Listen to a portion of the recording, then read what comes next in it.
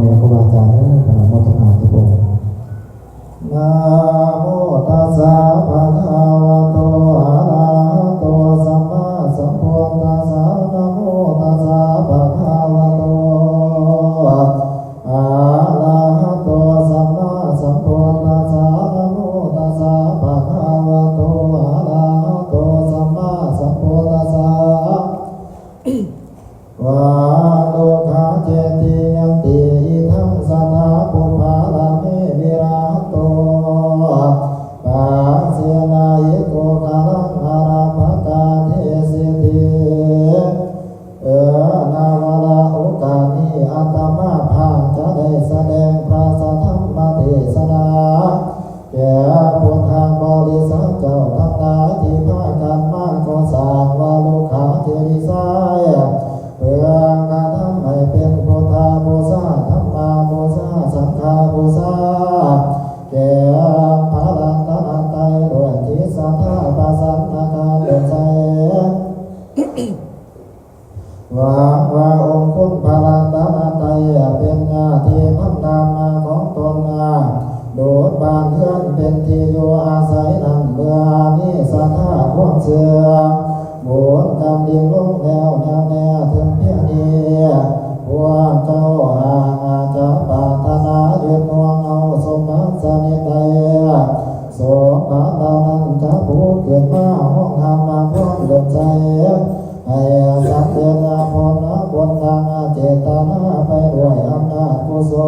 ล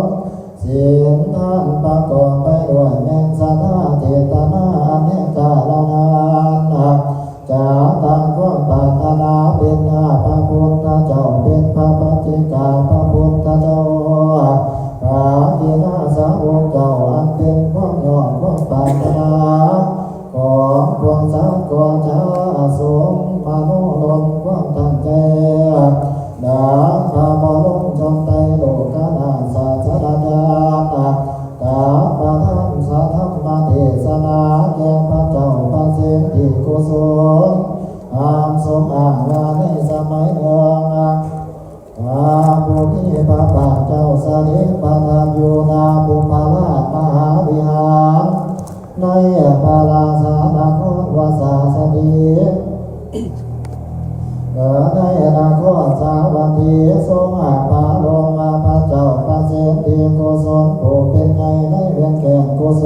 ลและกาสีเป็นอุปาทิเหตุจึงในตาเทศพระสัทธรรมเทศนา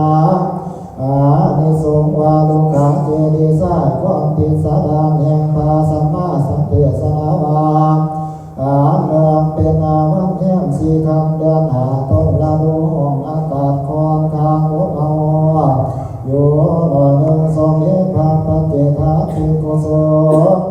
ทรงเสด็จไปประกอบภาษาลีลาหกายให้สบายมาลาลสีที่ไทยนานาอยู่นาหาชายิ่งฟังแม่น้ำให้ที่มหาไกลจากพระนครได้ตานาสนาการเห็นเพื่อนหาชายนั่นแล้วเลี้ยงได้ข่าวบริสุทธิ์เหมือนดังแก้วเป็นหน้าที่พอใจยิ่งนักหนาเจอได้เสด็จลงจากพระราชสร้างแล้วพร้อมด้วยเสนาอามาตย์บริพารทั้งหลายดำเนินไปด้วยหาชายกาณาพระองค์ทรงลำพึงว่าสาลีขาสะอาดดีนาควรที่เฮาจักขอวาลุขาเจดีย์บูชาพระรัตนตรัยของกาพระเสกวากาเดินเด่นปาปาเมื่อทรงพระราชดำเนินแล้วแบบนี้พระองค์นี้ลงมือก่อทันทีหมู่พระราชาเทวีและเสนาอามาตย์ก็คอยตามพระทัยพระกาณาโกวาลุขาเจดีย์สายทุกคน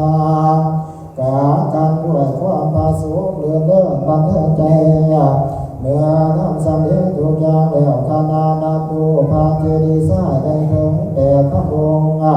พร้อมบรมกษัตริย์สมโภชเจ้ายิ่งนักพระลาวานาสังบริพารเสด็จกลับมาสู่บุพราชมหาวิหารวายอาภิวาทแล้วประทับใน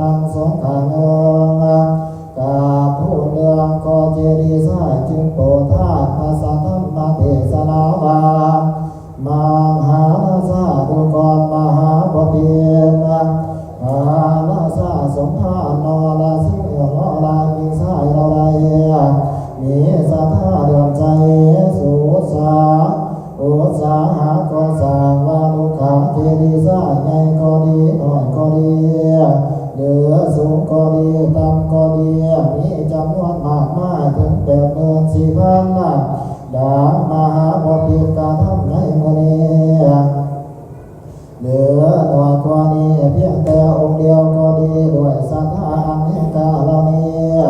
มีความปิติโสมนัสเป็นกำลังนอละซายิ่งทั้งหลายเหล่านั้นจะบ่ไปสู่อบายภูมิตลอดห้อยซาหากเกิดในโลกมนุษย์ก็จะมั่งคั่งด้วยทรัพย์สมบัติบริวารเป็นนันมาขั้นจุติโลกมนุษย์นี้แล้วก็จะไปอุบัติเกิดบนสวรรค์เทวโลกเสวยสมบัติในที่วิมานอิ่มด้วยความสุขเสริมสำราญพลัตตะคุณปานตถาคตแต่ขันยังบริบลงกษาบำเพ็ญบารมีธรรมก็ได้ก็พาเจดีย์สายเช่นเดียวกันครั้งนั้นเฮาได้อุบัติเกิดในตระกูลอนาถาเมื่อจะเลือกไม่เกิดมาแล้วต้องเข้าป่าแสวงหาเพื่อนมาขายชีวิตกะทำอยู่ดังนี้เป็นอาจินตลอดมาอยู่มาในวันหนึ่งไปเห็นสายในอารัญญาในป่าบริสุทธิ์หมดจดเดียมีสีเหมือนดังคำมีจิตของใสปรากฏด้วยศรัทธาอันแห่งกาสละเวลาบ่ตัดเฟื่อนตลอดวันยังคำก็เจดีย์สายแล้วเมืองผา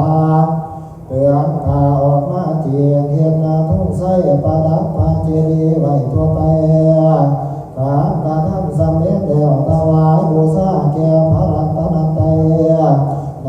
พุทธอุปศาสนาของพระภิกษุสัมมาสัมพุทธเจ้าแล้วตั้งปณิธานความปรารถนาว่าขอให้ข้าพระเจ้าสำเร็จพระโพธิญาณตัสสะเป็นพระสัมมาสัมพุทธเจ้าพระองค์หนึ่งในอนาคตการนั้นก็ข้าเถิดการทำลายขันลงก็ได้ขันทำลายขันลงก็ได้ไปอุบัติเกิดขึ้นทั้งสวรรค์สันดาวดึงนี่วิมานสูงได้12 หัวพระเกิดวิมานนั้นสำเร็จแล้วด้วยสายคำสวงภายในวิมานนั้นปรากฏด้วยทุกคำทั้งเสียงวิมานนั้นยังยิ่งนักหาวิมานอื่นเสมอเหมือนก็บ่ได้พระตถาคตได้เสวยสมบัติอยู่ด้วยความสุขสำราญโดยประมาณได้47 โกฏกับ800,000 ปีเมื่อสิ้นอาสงไขยแล้วมาอุบัติเป็นราชาโลกโอรสของพระเจ้าพระราศีสังสารโตการท่องเที่ยวอยู่ในมนุษย์โลกและเทวโลกบำเพ็ญบารมีเต็มเปี่ยมดีแล้วเจอมาอุบัติเป็นองค์สมเด็จสัมมาสัมพุทธเจ้าดังปรากฏแก่สายตามหาบพิตรอยู่นี่แล้ว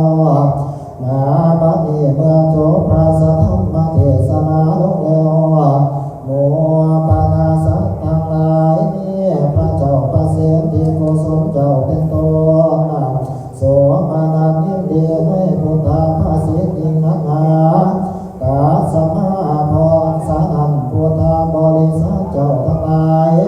อย่าได้ประมาทในกองการกุศลให้เด็กกระทำเพียงอายุอย่างเรียนก็จะสำเร็จผลดังอาตมาเทศนากามาแล้วเอวังเดียทิ